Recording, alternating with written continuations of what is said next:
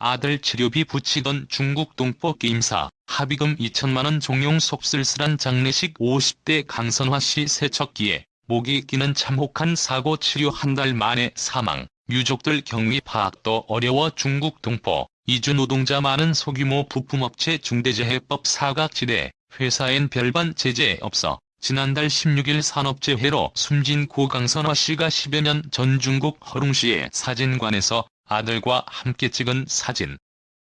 강씨 유족 제공. 장결핵을 앓는 중국의 아들에게 치료비를 붙이던 50대 중국 동포 여성 노동자가 자동차 부품업체 세척기계에 목이 끼어 사경을 헤맨 지 20여일 만에 숨졌다.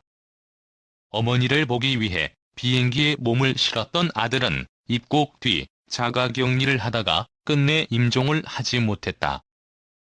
회사 책임은 20에서 30%라는 일방적인 주장과 함께 2천만 원의 목숨값 합의를 종용받던 유족들은 부검 등으로 한 달여간 미뤘던 장례를 20일 치른다.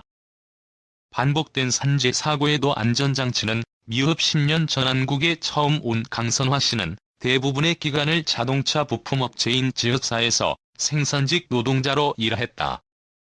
이곳은 경기도 화성시에 공장을 둔 연매출 50억 원의 직원 수 43명 규모의 회사로 중국 동포나 베트남 출신 이주 노동자들이 주로 일한다. 강 씨는 2017년부터는 초음파 세척기로 납품할 자동차 부품 표면을 매끈하게 처리하는 일을 맡았다. 강 씨는 지난 3월 23일 밤 회사 기숙사를 나서 공장으로 향했다.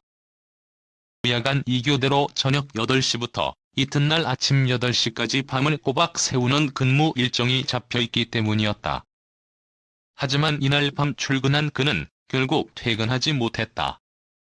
밤 10시께 초음파 세척기계 설비에 목이 끼는 참혹한 사고를 당했고 병원 후송. 24일 만인 지난달 16일 숨졌다.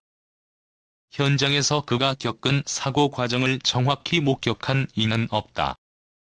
동료 작업자는 반대 방향으로 등진 채 작업을 했고 귀마개를 할 정도로 기계 소음이 심한 현장이었다.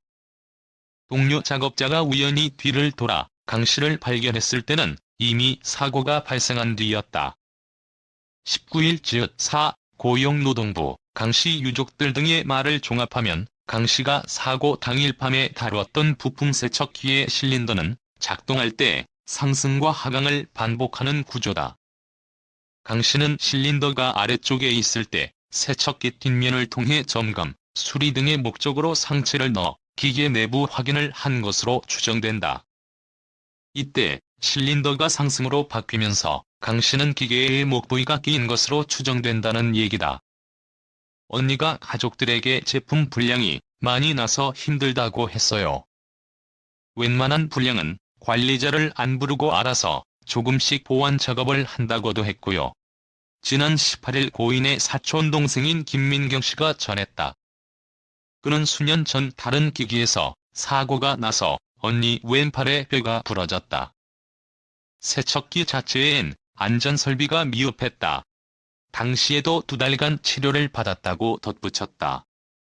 또한 비상정지 장치도 강 씨가 게임사고를 겪은 기계 뒷면에는 없었다.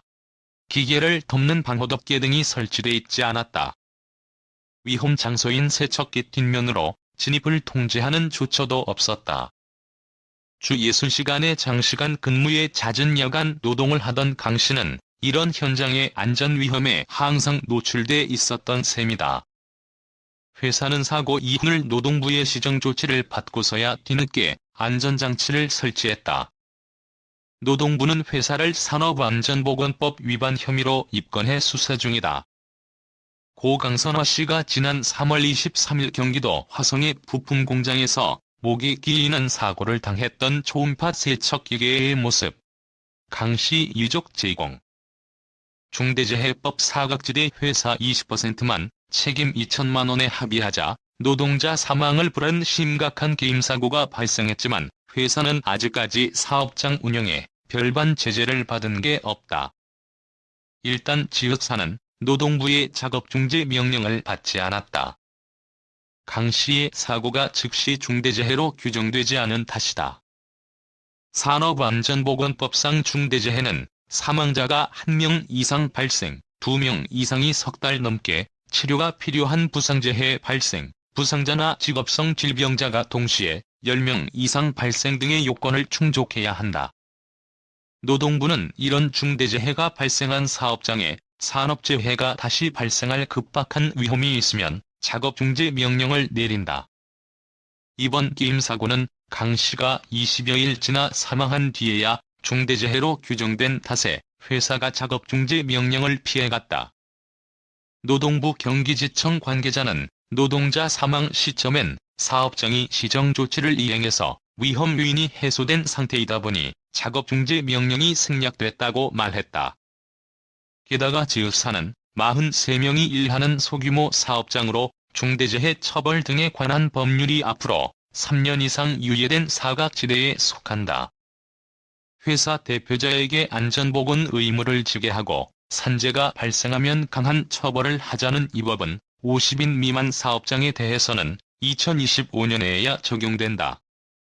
지난해 산재 사고 사망자 882명 중 81%인 714명이 강 씨처럼 50인 미만 사업장에서 일했다. 정우준 노동건강연대 사무국장은 소규모 사업장이 산재 사망을 책임지지 않는 중대재해법의 법적 한계가 강 씨 사고에서도 드러났다며 노동부의 작업중지 명령은 노동자의 사망 여부가 아니라 안전 상황에 따라 나와야 한다고 짚었다.